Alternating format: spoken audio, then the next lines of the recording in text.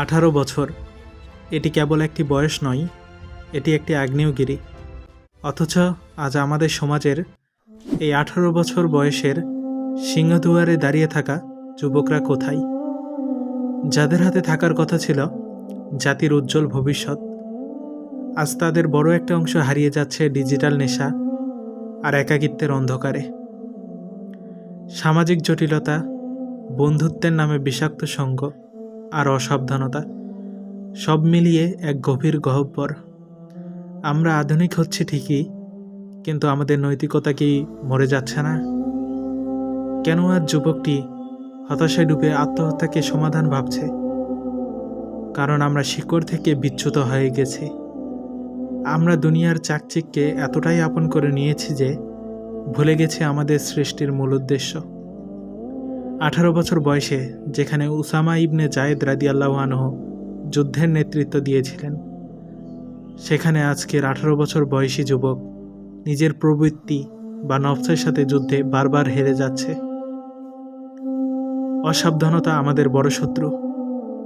একটি ভুল ক্লিক, একটি ভুল আড্ডা আপনার আমার সারা জীবনের ইবাদত আর চরিত্রকে ধ্বংস করে দিতে পারে।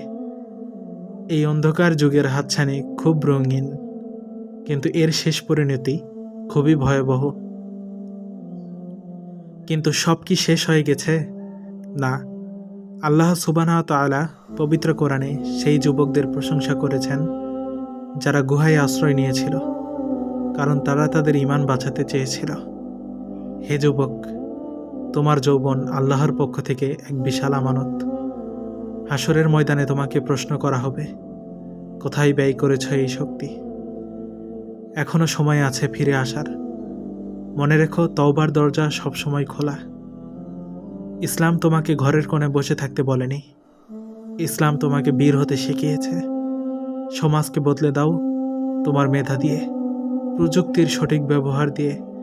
অন্ধকারকে গালমন্দ না করে নিজেই একটি মোমবাতি হয়ে জ্বলে ওঠো। ওঠো তরুণ, জাগো যুবক।